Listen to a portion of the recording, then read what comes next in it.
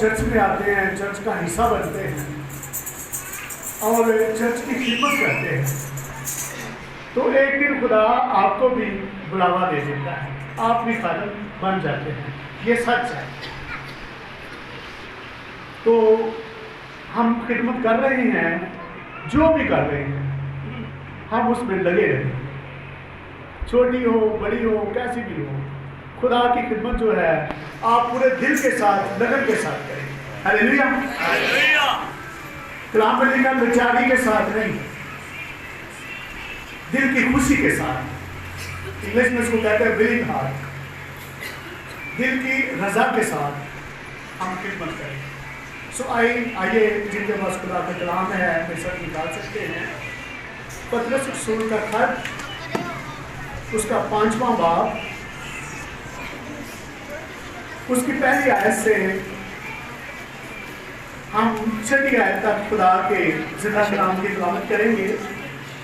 पतरस रसूल का पहला आम खत, उसका 5वां बाब, उसकी पहली आयत से 6वीं आयत तक हम कलाम के जिंदा कलाम की तिलावत करेंगे। बच्चे, बड़े, बुजुर्ग, नौजवान गौर से सुने। कलाम मुकद्दस में इस तरह लिखा है, तुम में जो बुजुर्ग हैं मैं उनकी तरह बुजुर्ग और मसीह के दुखों का गवाह और ज़ाहिर होने वाले जलाल में शरीक भी होकर उनको ये नसीहत करता हूँ कि खुदा के उस गला की गलाबानी करो जो तुम में है, लाचारी से नहीं, लाचारी से निगहबानी ना करो, बल्कि खुदा की मर्जी के मुआफिक खुशी से और नजायज नफा के लिए नहीं, बल्कि दिली शौक से। और जो लोग तुम्हारे सुपुर्द हैं उन पर हुकूमत ना जताओ, बल्कि गला के लिए नमूना हो या नमूना बनो। और जब सरदार गलाबान ज़ाहिर होगा तो तुमको जलाल का ऐसा सेहरा मिलेगा जो मुरझाने का नहीं। आए जवानों, तुम भी बुजुर्गों के ताबे रहो। जितने चर्च में नौजवान हैं, नौजवान बेटियां, नौजवान बेटे, खुदा उनको कहता है, आए जवानों, तुम भी बुजुर्गों के ताबे रहो, बल्कि सब के सब एक दूसरे की खिदमत के लिए फरोतनी से कमर बस्ता रहो, इसलिए कि खुदा मगरूरों का मुकाबला करता है मगर फरोतनों को तौफीक बख्शता है। बस खुदा के कभी हाथ के नीचे फरोतनी से रहो ताकि वो तुम्हें वक्त पर सर बुलंद करे। खुदा उनके जिंदा कलाम के पढ़े और सुने जाने तो उसकी बरकत हो। आमीन। सब बैठे प्लीज। शुक्रिया। ये एक आयत है, हम सारे जुबानी इसको याद करेंगे। बस खुदा के कभी हाथ के नीचे फरोतनी से रहो ताकि वो तुम्हें वक्त पर सर बुलंद करे। बस खुदा के कभी हाथ के नीचे फरोतनी से रहो ताकि वो तुम्हें वक्त पर सर बुलंद करे। एक दफा और करेंगे, ठीक है। बस खुदा के कभी हाथ के नीचे फरोतनी से रहो ताकि वो तुम्हें वक्त पर सर बुलंद करे। इसी पर मैं कलाम सुनाऊंगा। बहनों,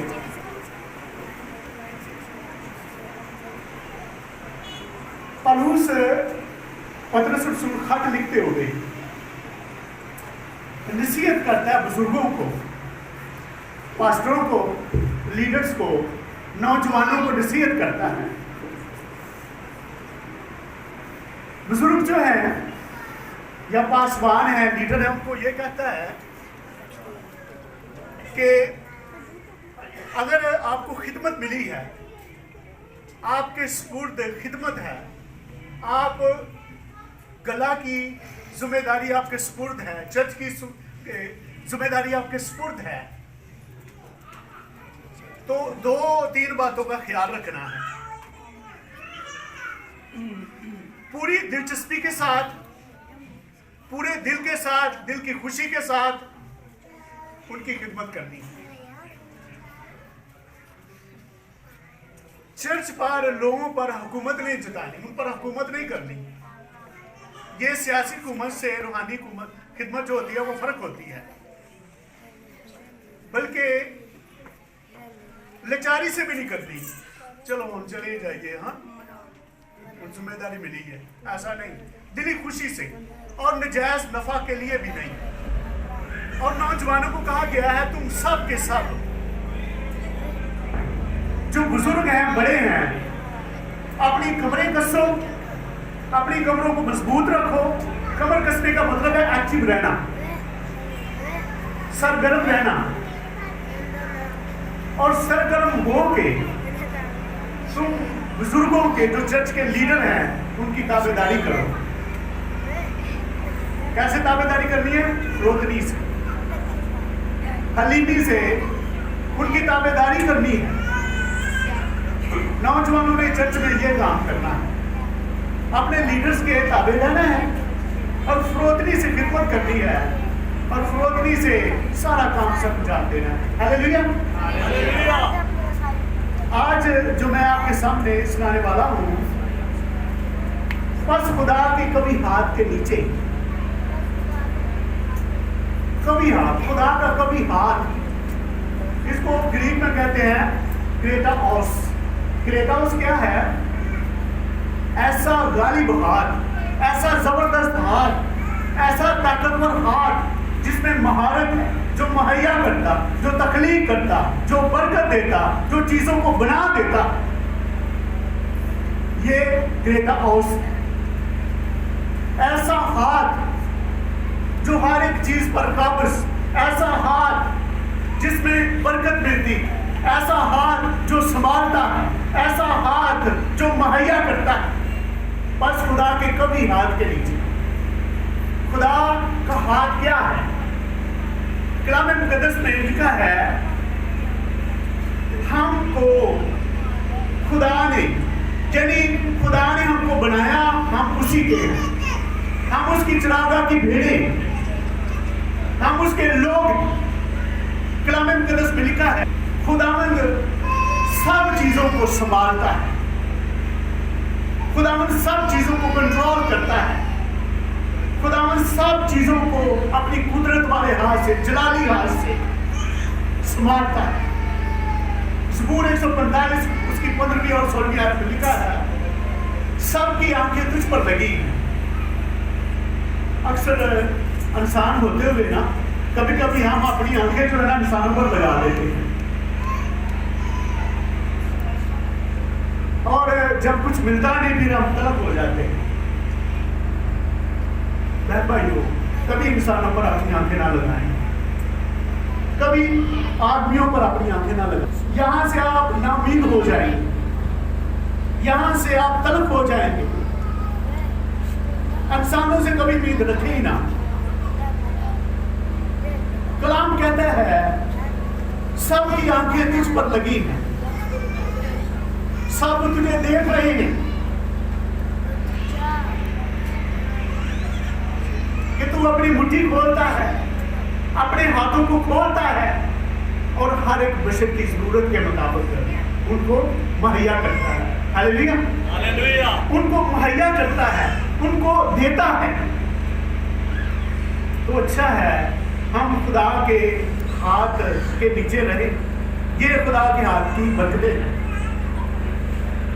जो उसके हाथ के नीचे रहते हैं वो उनको संभालता भी है, उनको संभालता भी है, उनको तैयार भी करता है, उनकी राहों को सीधा भी करता है।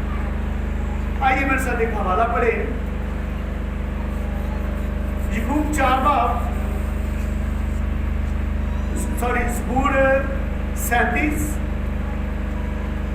और उसकी और फिर ज़बूर 25।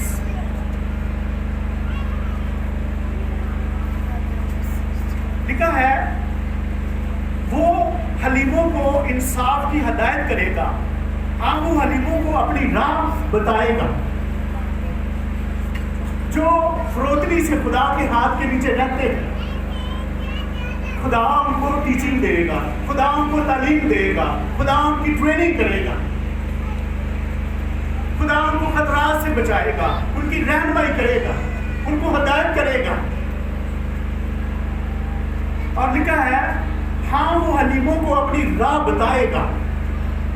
जो हलीम है, फरोतन है, जिन्होंने अपने आप को खुदा के सामने झुका दिया, जिन्होंने अपने आप को आदमियों के सामने, इख्तियार के सामने झुका दिया, वो उनको अपनी राह बताएगा।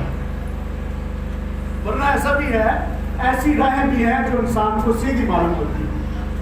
ऐसी तमाम राहें जो हम खुद इख्तियार करते हैं, हमें बहुत पसंद है, हम उन पर चलना शुरू कर देते हैं। तो सुलेमान उसके बारे में कहता है ऐसी राहें भी हैं जो इंसान को बड़ी सीधी मालूम होती है, उसमें चलने का बड़ा मजा है, कोई रोकता नहीं, कोई टोकता नहीं, कोई आपको कहता नहीं, और हमें बहुत अच्छा लगता है। लेकिन उनके आखिर में मौत की राह है, उनका आखिरी जो दरवाजा है वो मौत का दरवाजा खोलती है। लेकिन यहाँ जो हलीम लोग हैं, जो खुदा के हाथ के नीचे रहते हैं, लिखा है हाँ वो हलीमों को अपनी राह बताएगा। खुदा अपनी राह हलीमों को बताएगा, दिखाएगा, उनको अपनी राह पर लेकर जाएगा। दाऊद कहता है खुदा मुझे अपनी राह दिखा, आए खुदा मुझे सीधी राह पर लेकर चल। तो जो हलीम शख्स है उसके बारे में लिखा है खुदा खुद उनको अपनी राह दिखाएगा। कई दफा हमें राह मिलती नहीं है,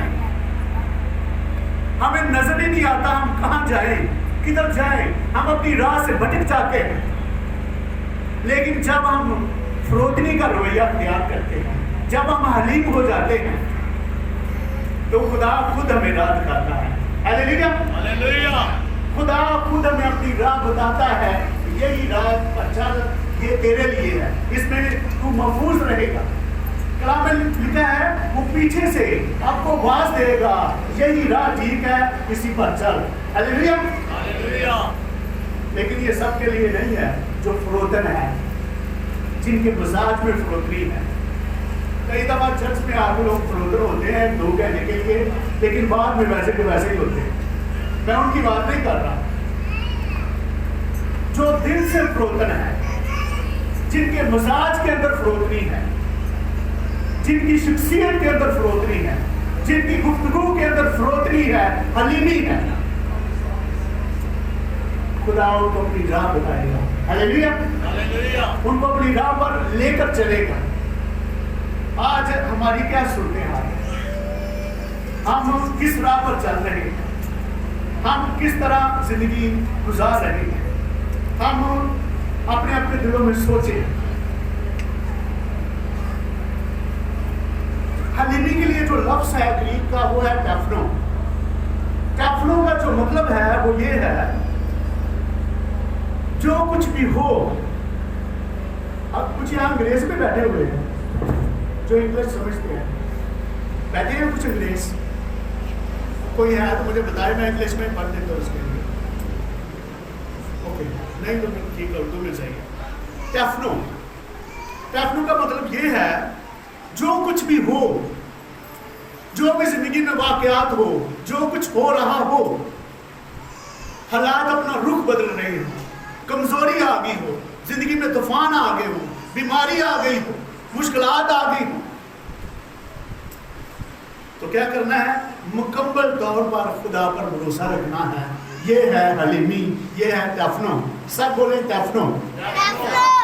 तो ये है फरोतनी, सारे हालात में खुदा पर भरोसा रखना,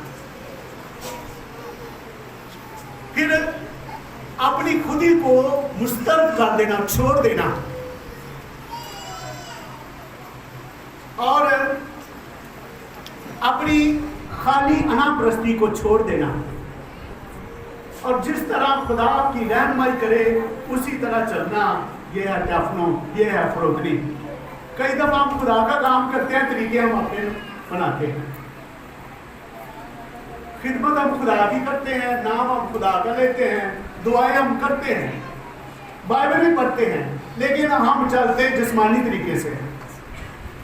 ये फरोतनी नहीं है, ये हलीमी नहीं है, ये आजिज़ी नहीं है। आजिज़ी ये है जो कुछ भी हो हलीम रहना है, फरोतन रहना है,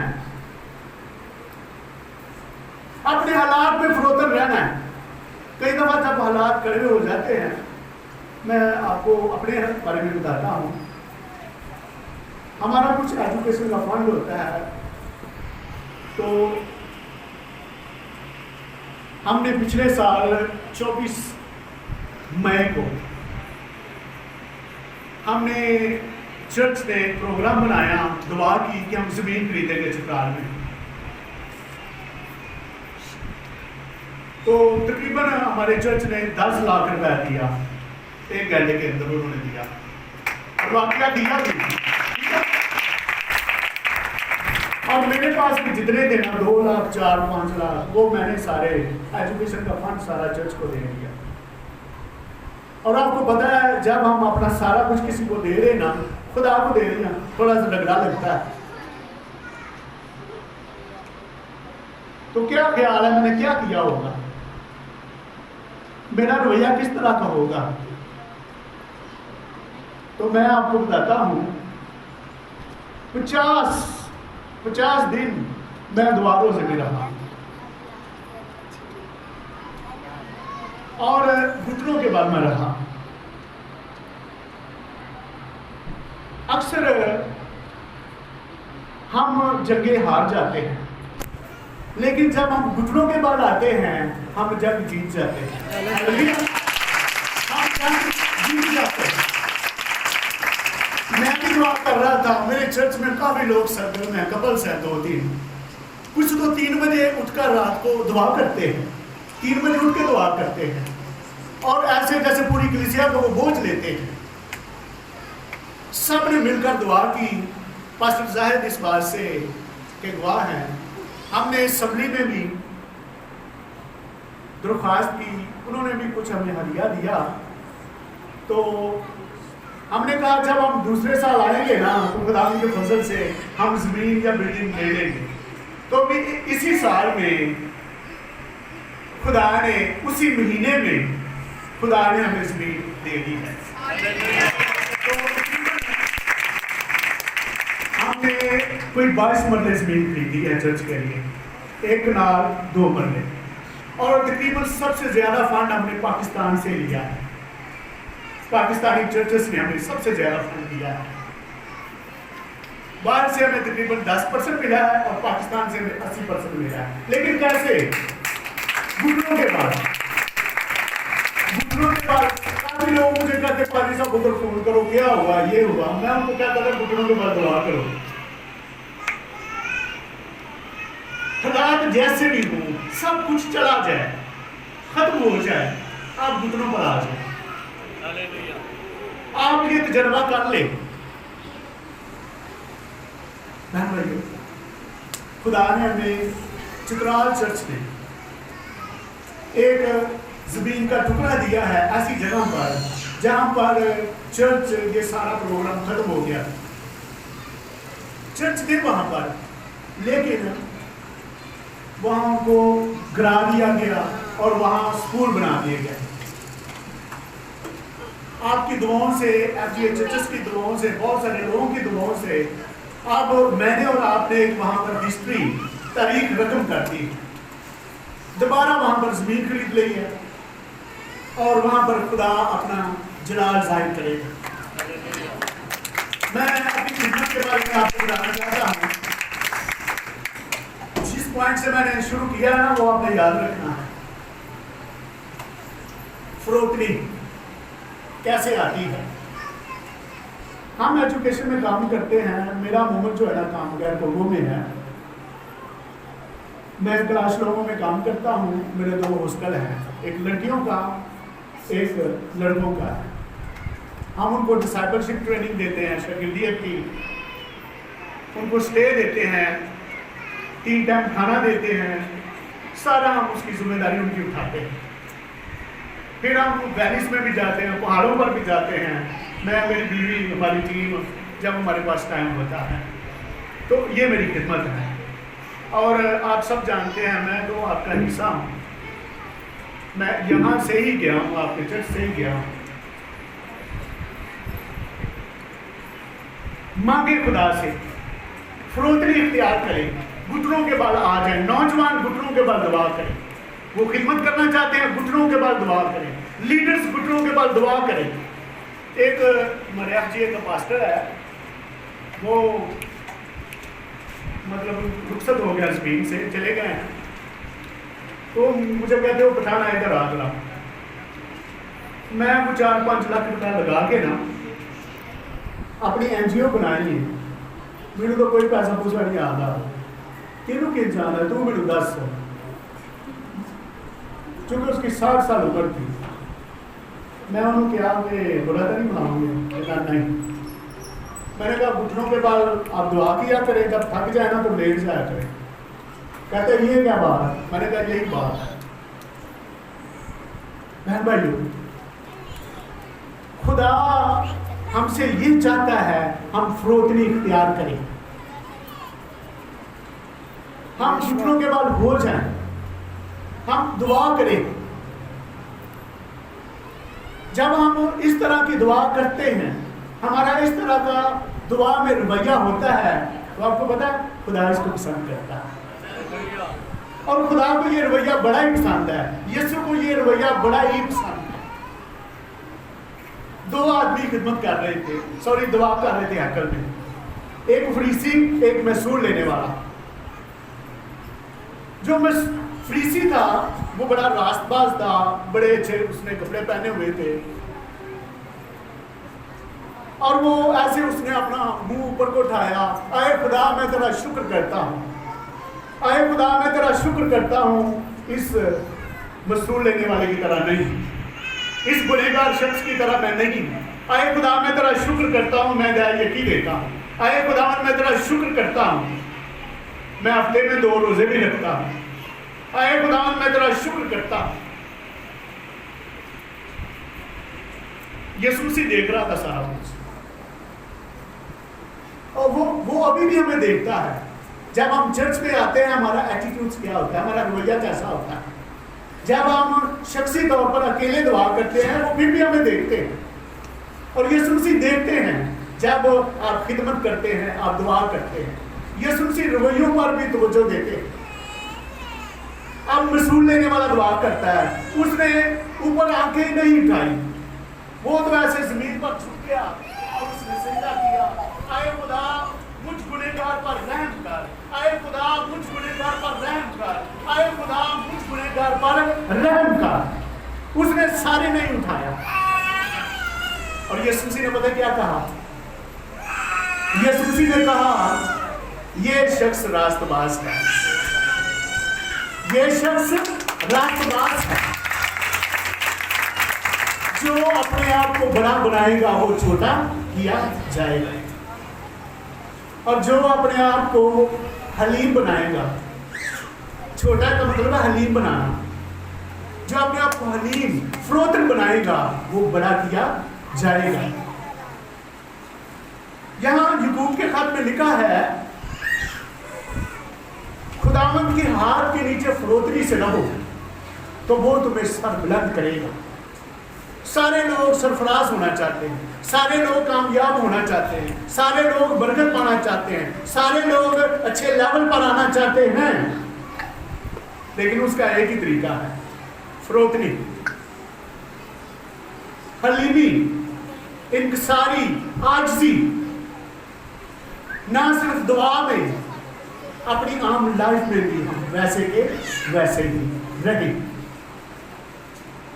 यीशु ने कहा ये सबसे ज्यादा रास्तबाज है, ये सबसे अच्छा है, ये हलीम शख्स है। खुदा इसको बरकत देगा, खुदा इसको बढ़ाएगा। जो हलीम शख्स होते हैं खुदा उनको बड़ी बरकत देता है। कलाम मुकद्दस में लिखा है खुदा हलीमों को जमीन भी देगा, खुदा हलीम लोगों को जमीन का वारिस बनाएगा। भाई आज हमारी सूरत हाल क्या है? कई दफ़ा हम मोबाइलों का मुवाजना करते हैं, कई दफ़ा हम आदमियों का मुवाजना करते हैं, कई दफ़ा हम घरों का मुवाजना करते हैं। मेरा घर अच्छा है इससे, हाँ, मैं इससे अच्छा हूँ, मैं इससे दुआ में अच्छा हूँ, मैं अच्छे गीत गाता हूँ, मैं इससे बेहतर हूँ। ये फरोतनी का रवैया नहीं है, ये आजिज़ी का रवैया नहीं है। कलाम मुकद्दस में खूबसूरत लिखा है, खूबसूरत तरीके से, कि हम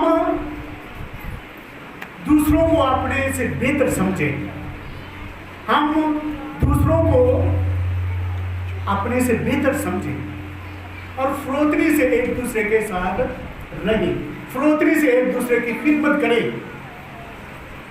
जब ये मैं आ गई ना, तो ये बड़ी खतरनाक है, ये बड़ी खतरनाक है, ये गिरावट का सबब बनती है। मैं आपको ना एक मिसाल दूंगा, मैंने साउथ अफ्रीका में सीखी थी, फ्रॉग मिनिस्ट्री, डड्डू मिनिस्ट्री। डड्डू ने सोचा कि मैं एक मिनिस्ट्री शुरू करूं। ठीक है, शुरू करो। 2 बर्ड्स लिए, उन्होंने एक स्टिक पकड़ी, ठीक है, वो उड़ रहे थे और डड्डू जो था ना, फ्रॉग मेढक, उसने वो स्टिक मुंह में डाली, तो ऐसे उड़ रहे हैं, फ्रॉग बड़ा खुश है, परिंदे उसको लेकर जा रहे हैं, तो सारी दुनिया नीचे से देख रही, ओ वो देखो, वो फ्रॉग मिनिस्ट्री जा रही, उड़ रही है, हाँ, वो देखो मेढक उड़ रहे हैं। किसी ने कहा व्हाट अ ग्रेट प्लान, क्या जबरदस्त मंसूबा है, ये किसने बनाया है? डड्डू जरा मजबूर हो गए, वो दसना पे आप मैं बनाया, हाँ, मैं बनाया, जैसे उसने कहा ना मैं बनाया, वो नीचे आ गए। अपनी फ्रॉग मिनिस्ट्री और जो भी इधर उधर की मिनिस्ट्री है उसको छोड़कर चर्च पर तवज्जो दे। चर्च जो है मिनिस्ट्री की मां है, चर्च से मिनिस्ट्री निकलती है। मैं भी आपके चर्च से गया हूं, मैं भी उधर खिदमत कर रहा हूं। हालेलुया। फरोतनी से अपने आप को दूसरों से बेहतर समझो। एक बात मैं और करना चाहता हूं, खुदा के हाथ के नीचे, अंडर द माइटी गॉड, खुदा के हाथों के नीचे, ये क्या है? इसका मतलब ये है, अपने चर्च की अथॉरिटी के अंदर, अपने चर्च की लीडरशिप के अंदर, उनके नीचे, अपने चर्च के लीडर्स के अंदर, पासबानों के अंदर, बड़ों के अंदर, चर्च की इंतजामिया के अंदर रहकर हम खिदमत करें। और चर्च का सारा सिस्टम जो है वो खुदा के अंदर होता है। अख्तियार के नीचे रहें, इख्तियार के खिलाफ कोई बात ना करें।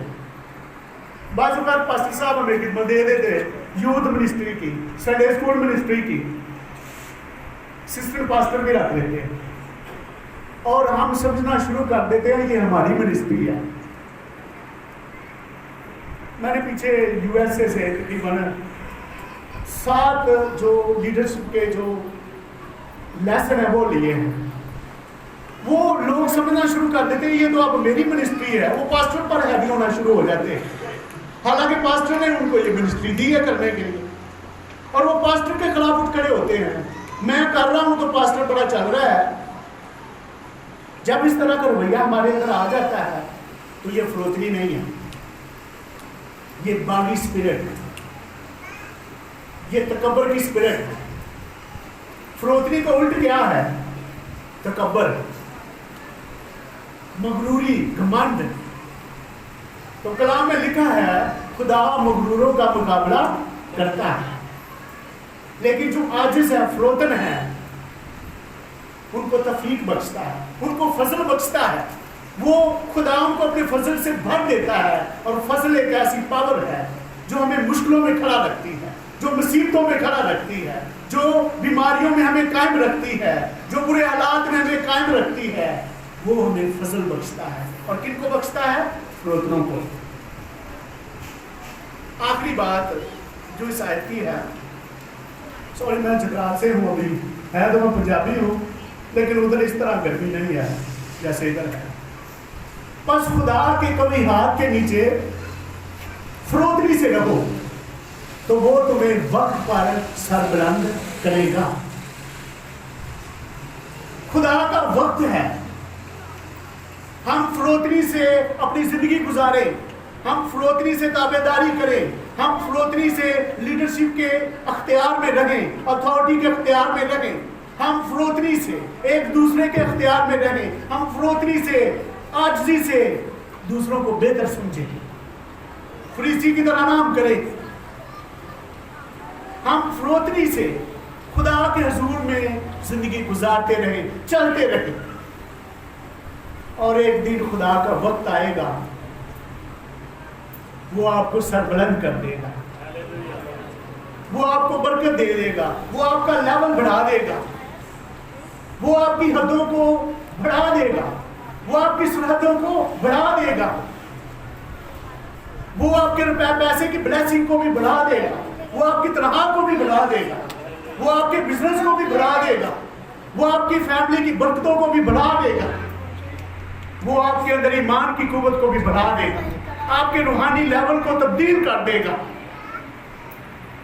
लेकिन कैसे? बस खुदा के कभी हाथ के नीचे फरोतनी से रहो, लीडरशिप के नीचे रहो, इख्तियार के नीचे रहो। कलाम में लिखा है अगर कोई मालिक भी हो ना, तो जब वो बच्चा हो तो वो नौकरों के इख्तियार में रहता है, नौकर उसको पालते हैं, नौकर उसको सिखाते हैं, नौकर उसको बताते हैं, उसकी रहनुमाई करते हैं। हम क्यों ना अपने चर्च के इख्तियार में रहें, अपने पास्टर के इख्तियार में रहें, अपनी लीडरशिप के इख्तियार में रहें, इंतजाम के इख्तियार में रहें, और फरोतनी से खिदमत करें। अनफाकत को पता है, हमारा जो बाल्टन पुराना चर्च था, वहाँ हम कच्ची मिट्टी के बड़े बड़े डेले जो थे ना, वो अपने सरों पर लाकर वो उधर बर्ती डाली अपने पीछे, एल्डर साहब भी उधर थे। फरोतनी से खिदमत करें, तुम्हें वक्त पर सर बुलंद करेगा। ये जो वक्त है ना, वक्त पर सर बुलंद करेगा, इसको इंग्लिश में कहते हैं ड्यू टाइम, राइट टाइम। पूरा वक्त पर, पूरे वक्त पर आपको वो सरफराजी देगा, बरकत देगा। कई दफा वक्त भी पूरा हो जाता है, हमें सरफराजी नहीं मिलती। पता क्या बात होती है? हम फरोतन नहीं होते, हम हलीम नहीं होते, हम खुदा की नजरों से निकले हुए नहीं होते। जैसे वो मसूल लेने वाला शख्स यीशु मसीह की दुआओं से पास हो गया, प्रमोट हो गया, वक्त पूरा हो जाता है, वक्त निकल जाता है, हम सरबुलंद नहीं होते। आओ अपने पांव पे खड़े हो। आप जानते हैं, मैं नहीं जानता, हम क्यों नहीं सरफराज हुए।